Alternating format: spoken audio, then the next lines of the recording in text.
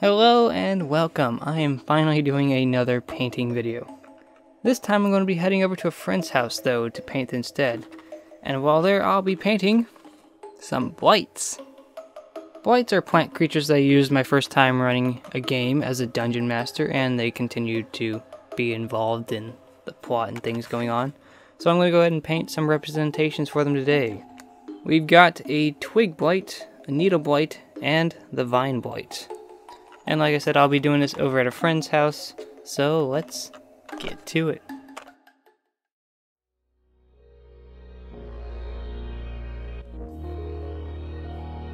Awakened plants, gifted with the powers of intelligence and mobility. Blights plague lands contaminated by darkness.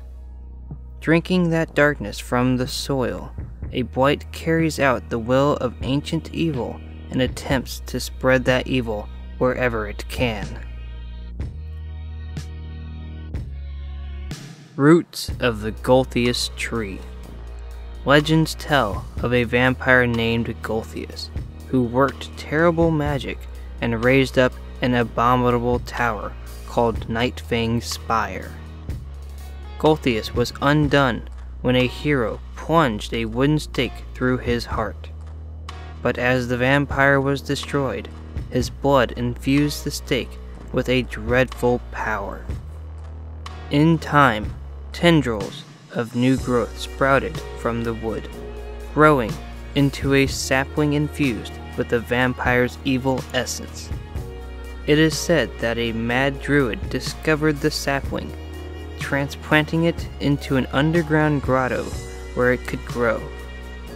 From this Golthius tree came the seeds from which the first blights were sown.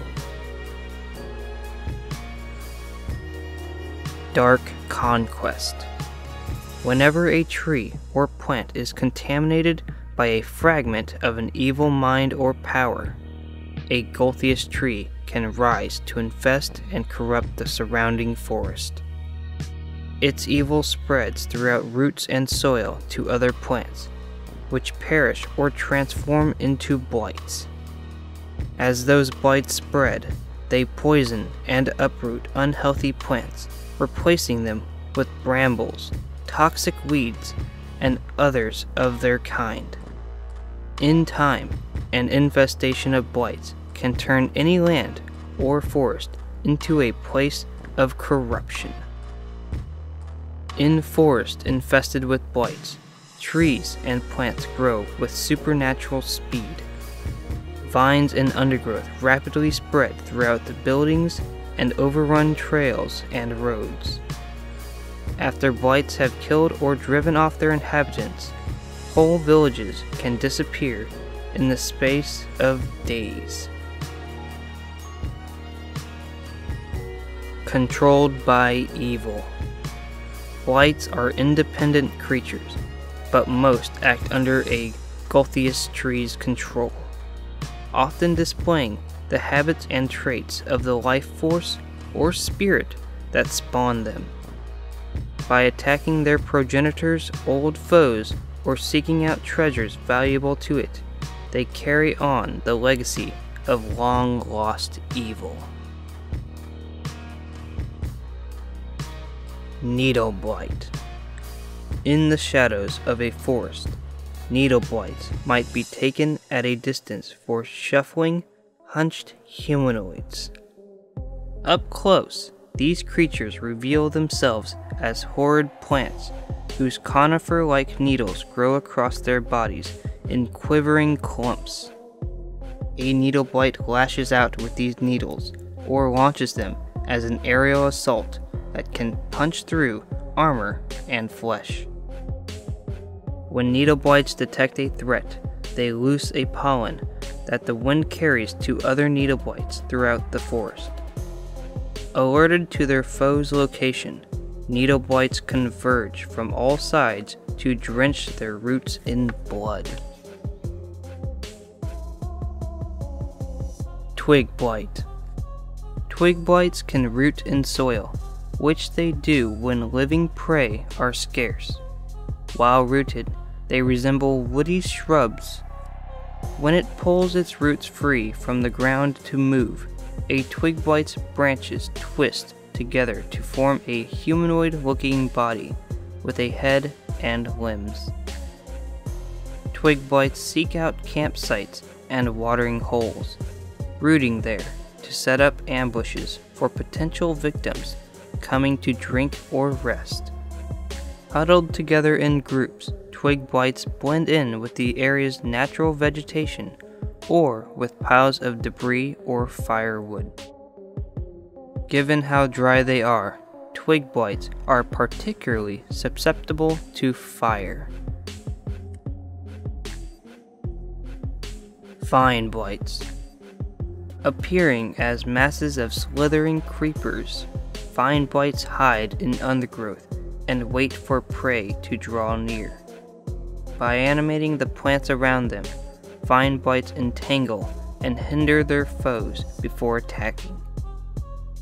Vine blights are the only blights capable of speech. Through this connection to the evil spirit of the Gulthiest tree it serves, a vine blight speaks in a fractured version of its dead master's voice, taunting victims or bargaining with powerful foes. Behold the legacy of Gulthiest the vampire. Plants with a taste for blood.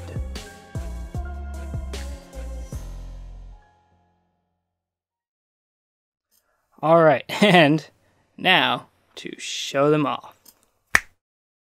So the first one up is the Twig Blight. The brown paint I ended up using for these has more of a metallic sheen to it, so it doesn't look as earthy as I initially thought it might. However, it does present a interesting idea for having perhaps a variant where they're living metal instead of living sticks and wood. On this one I attempted to add some shadows and highlights, although I guess it's a bit too exaggerated in some spots, but overall I still like it. Next up is the Needle Blight. Now with this one I actually feel I got closer to the earthy tone of a wood texture on the main part of its body. On the needles I applied some white paint as a bit of a highlight to help them stand out from the rest of the body, with a bit of black underneath for some shadowing. I attempted to add a little extra detail on its torso. As it turned out, this miniature has abs, so that was interesting to find out. And last but not least is the Vine Blight. With this one, instead of doing white highlights, I added a brighter green to try and give it more of a mossy look to it. Of the three, I feel this one I had a harder time figuring out how I wanted it to go while painting it, but in the end I am satisfied with the result.